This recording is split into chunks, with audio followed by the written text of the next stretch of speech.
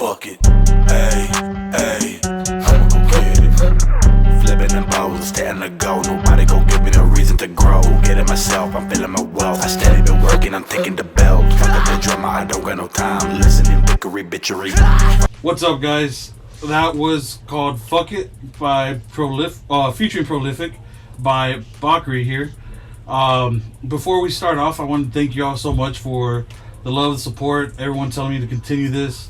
You know, thank y'all for encouraging me, keeping me up, and here we are. Wait's over. Season 2, if you will, of Chronicles is here. First episode we're gonna feature is, of course, I just introduced him as Bakri here, and we'll go ahead and take it from there. Now, Bakri, I want to thank you, brother. Thank you for showing up. Thank you for everything, man. Thank you for, appreciate the invite, dude. Yeah, man. Super excited. Everyone's here is excited for you. So let's start off by Bakri. What's that about? What's the name? Bakri, it's my original name. It's my last name. So basically, I started like the project Bakri Music or Bakri11 when I decided to basically part ways from like old bands that I played with, and basically I felt like the system of the bands and working with people was kind of like it would kind of hold back in certain way, hold us back, and I felt like just dealing with other people had its limitations, you know, and it's really hard to find a band that's just perfect together, you know, in my opinion. So I just decided to do Bakri Music or Bakri11, and basically just doing whatever I wanted to do, whether it be metal, reggae, rap, and slowly just kind of transformed into what it is today. So you mentioned Bakri11, and I'm pretty sure everyone wants to know, why not drop the 11? Why keep the 11? What's so significant about the 11? Okay, there's two reasons. So the main reason, I wanted originally just Bakri, right? But I think I uploaded my music on some platform, I think on DistroKid or some shit, and it linked up to a Bakri in like some other country, and it's just totally unrelated. So I noticed it went under his music, and I guess they got it confused. And just me being impatient, I'm like, all right, well, let me add something to it. And the closest thing I can think of was 11, because it's my numerology number. Okay. And I'm a big fan of like numerology and astrology and stuff like that. That's cool. So why trap metal? What made you go into trap metal? I know you said you've done a lot of other things with other bands, but why not? There's artists that I know that do like record their own stuff, like they'll record their own guitar, drums, bass, lyrics, mix it themselves and make a song out of it. But why trap metal? Well, so like I guess it goes back to me it being a solo project, you know. It's basically what I wanted to do, what I felt, what I was inspired by at the time, or, you know, what I just felt like was the right move.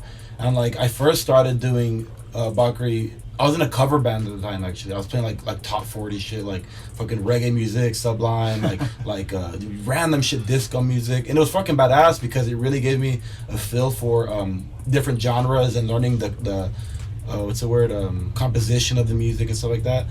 So basically, when I started Bakri, I actually made this song called Keep On Groovin', or another one called Gotta Be You, and it was real like funny to me, you know what I mean? Like it's kind of like, it's so old, and it just like my first baby steps of creating my own personal music. And it wasn't trap metal, you know what I mean? It was like kind of vibing with the cover band style of music, you know. Okay. More like commercial, but even kind of shitty, to be honest. Not even commercial, but like. Anyways, like, so slowly I got more in like settled in the idea of being a rapper, because I never ever thought I'd be a rapper in my fucking life. I'm like, it's kind of weird for me to think of myself as a rapper.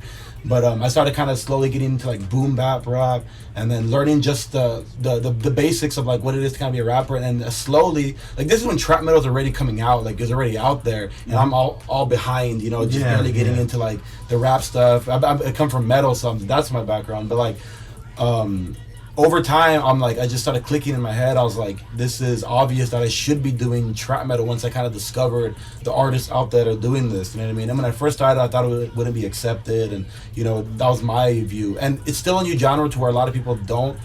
Some metalheads won't really be a vibe with the trap metal. Some rappers don't really vibe. It's kind of in the middle ground. But slowly, now it's being established as a genre that people are cool with, you know what I mean? Or getting adapting to. Yeah, they're getting on big festivals and stuff like that. So yeah, I just slowly started like adapting myself to artists I was being inspired by that I saw, and then eventually just kept on using my musical influence, like skills like guitar playing, mixing, live drums, live amps, just stuff to basically put on a show, like mixing the live metal music with live rap, and trying to put as big of a show as I can, basically.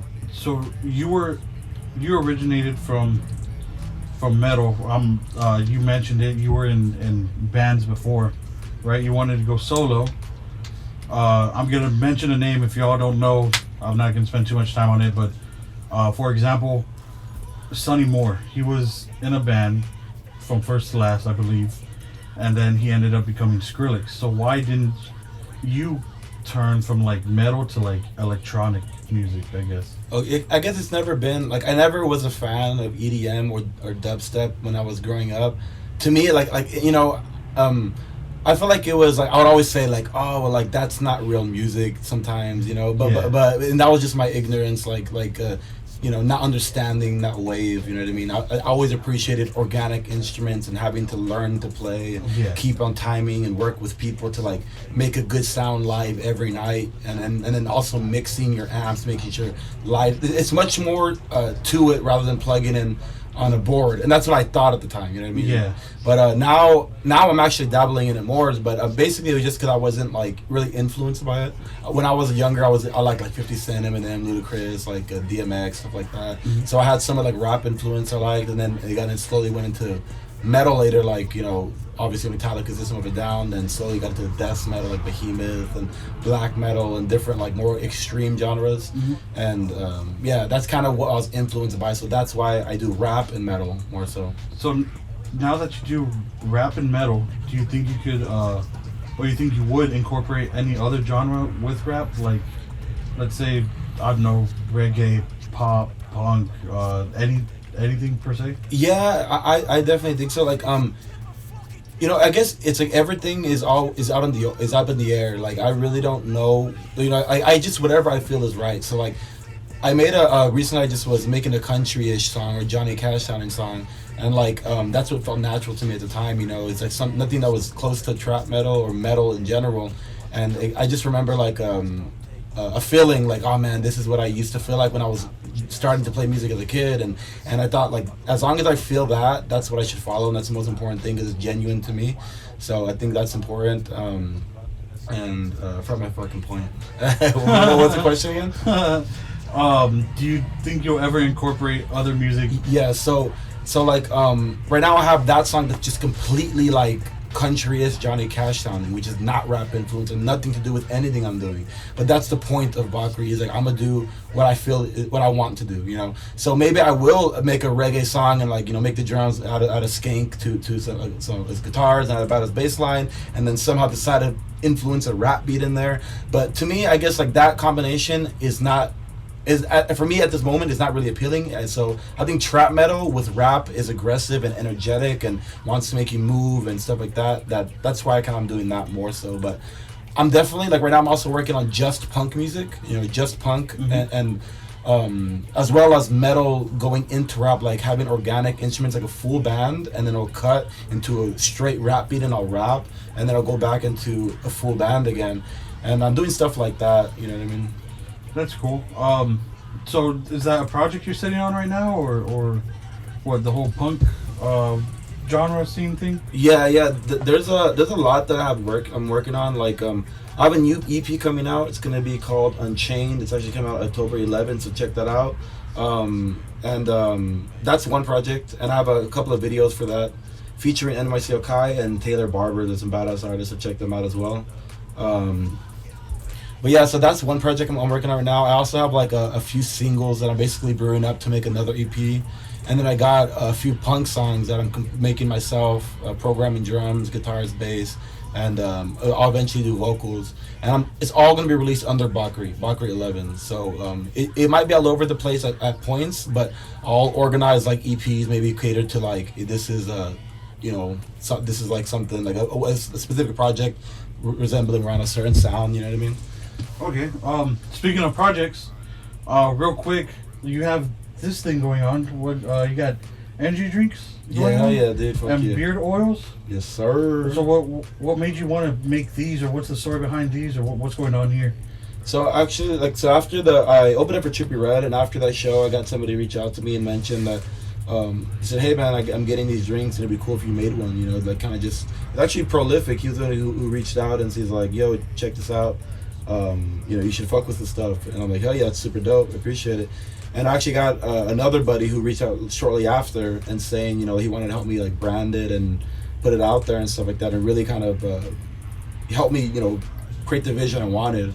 So so I ended up going with that guy, and he basically just we just went back and forth. And I'm like a health enthusiast, even though I'm a fat motherfucker. Like I like eating, and I'm like, you know, like I aim to be healthy and aim to be, you know, to be fit and stuff like that. So one thing I was telling him is, you know, it'd be cool if it's a zero sugar, you know. Yeah. So try to cut out carbs and stuff like that. So it's a zero sugar tea. And it's an energy tea, so I like working out. So like, or also before shows, if I want a little energy, I feel it's a more natural source of energy because the main source is MCT oil, which is you know, it derives from like coconut oil or coconuts. And you can look it up, or anybody who's interested in learning about that. It's a little bit safer than some of the other like the caffeine and stuff like that. Yeah. And he was just down to fucking do it with me, and I'm like, hell yeah, and we named it after my upcoming EP, Unchained.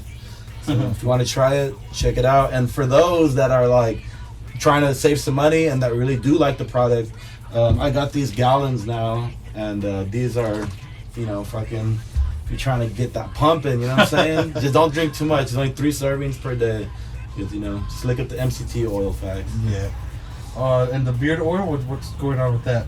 Yeah, and so the beard oil, I'm just, you know, really trying to find new ways to brand myself, and I have always had like a thin beard, so I was like, you know what, let me make a beard oil that I'll definitely use, and basically just promote myself, you know what I mean, show people that there's other things that they can purchase at my merch table aside from t-shirts, you know. I would like to do a bunch of things, honestly, like aside from music. That's one aspect of life, that's one aspect of life, music, but there's a whole, as you get older and grow, it's like, you know, you want to expand, and you know, I want to, you know, brand myself in many ways, you know what I mean. So this is just the start of it, and let's see what happens in a few years, you know. How long have you been doing this? This is fairly new. The drinks have been out, I don't know, probably for a few months now, and it's been going well. I've been getting a lot of good feedback, and the product's good, and people are liking it. And the beard oils just came out recently, so I'm starting to push that a little bit more. Okay, that's cool. You'll put them in barbershops, hopefully? Yeah, actually, I got these drinks in two stores right now. One is on Price Road in Brownsville. It's a tattoo shop called Oblivion. Also, another spot in Rio Hondo is called Mike's Supermarket. So those are 2 spots you can get this drink at. And I'm actually starting to sell some of these to a bar called Kraken downtown Brownsville. They're a badass bar, badass like rock metal bar, fucking awesome place to hang out.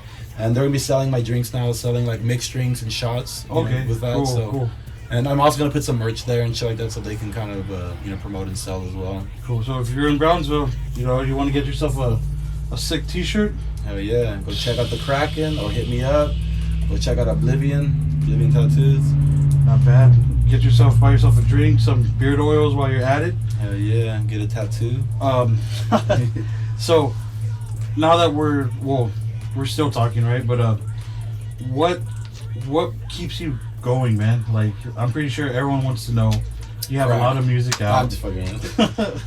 You have a lot of music out. You have a lot of music out right now, and you're sitting on more music, and like you said, you're sitting on a project with Punk. What keeps you motivated? What keeps you going? What's that one thing in your head that tells you, like, hey, don't stop, don't give up, keep going, you're almost there. Yeah, that's like a real deep one. I feel like for me it's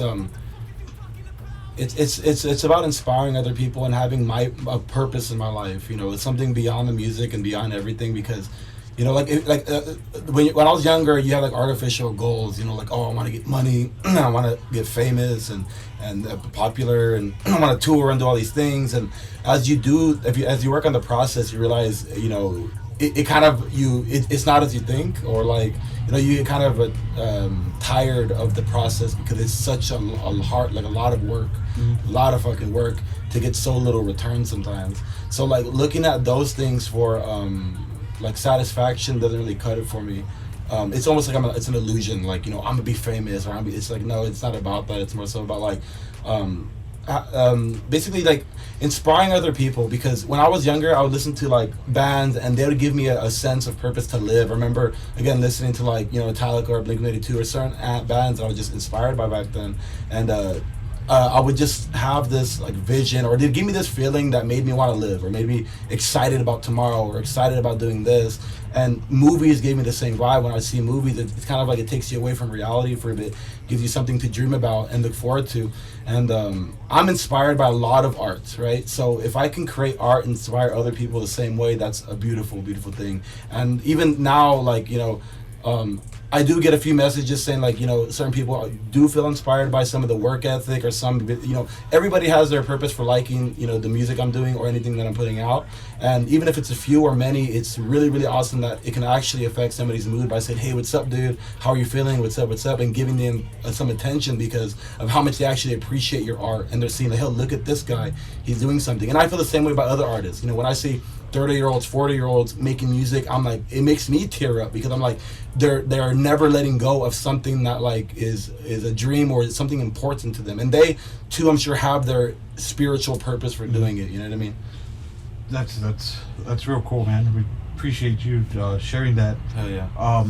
As you know, you mentioned it earlier, there's a lot of younger artists stepping up, you know, younger artists doing music and in the music scene and everything like that, music industry. If one of the younger generations came up to you right now and said, what's one advice you would give me for continuing to pursue my dream, or pursuing what I want to pursue, what one advice you would give them?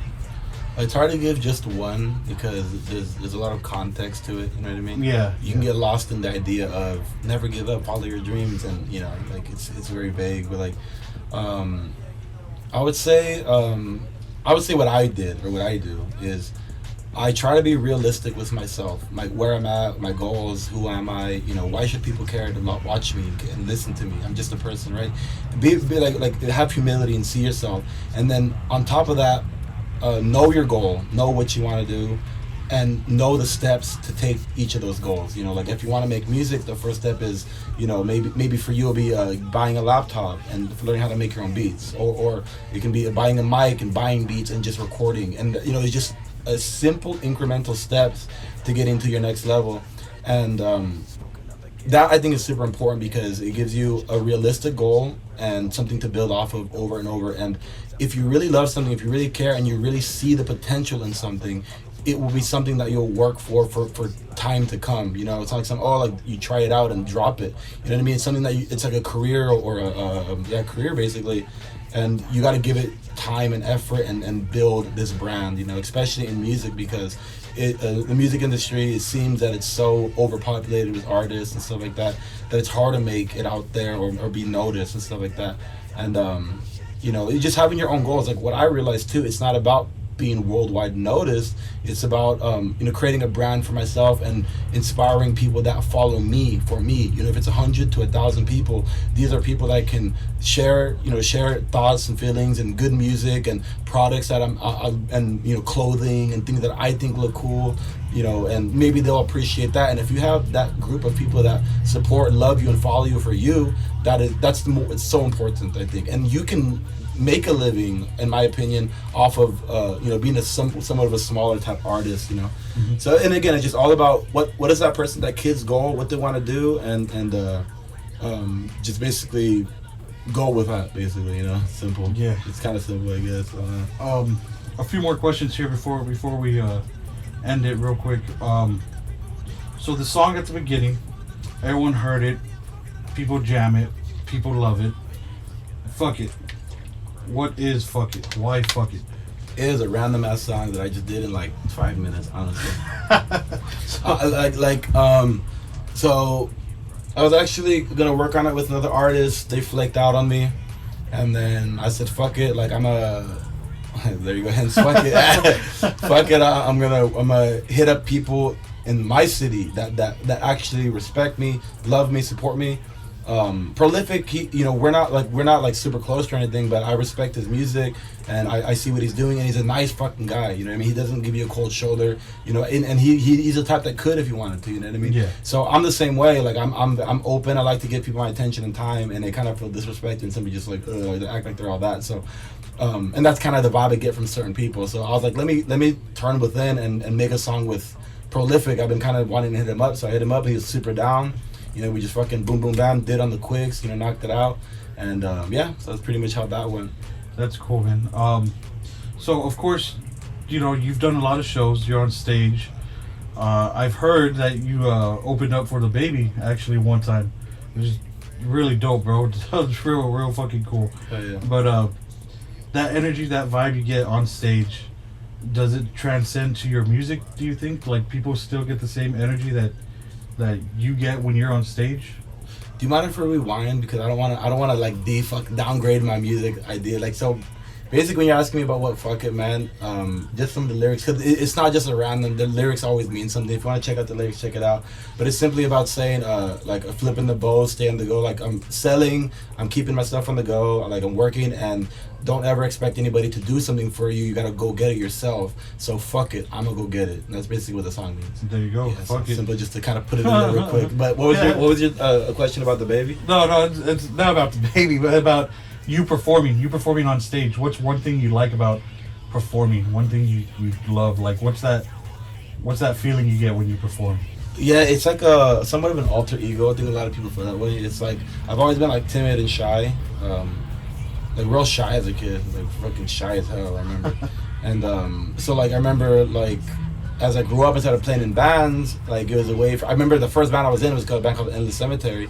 We were a black metal band, and we used corpse paint, and like I would feel hidden in this paint and my long hair, and we'd jam out. So it's a show, you know what I mean? Yeah. And I think that it's awesome to fucking be like, go up there and be like, I'm a fucking boss, like I don't give a fuck what nobody thinks. Like I'm here, I'm doing shit, like it's just a sense of power, I feel, in a way, and it's a way to feel confident in my skin during that time, because off the stage I'm fucking nice, I'm chill, like I'm never, like people assume that I'm a fucking asshole or I'm crazy, you know what I mean? Yeah. I'm just doing drugs and shit, but like I don't do any of that stuff besides smoke weed, Hey. And then but yeah, so I mean I think the coolest thing is just being that person I've always wanted to be, like just going up and say fuck it, I'm gonna do this shit, and then the adrenaline rush is just insane, because I'm very aggressive on stage and running around, and it's kind of like a workout, man. Like it's like if I have 15 minutes, I go run,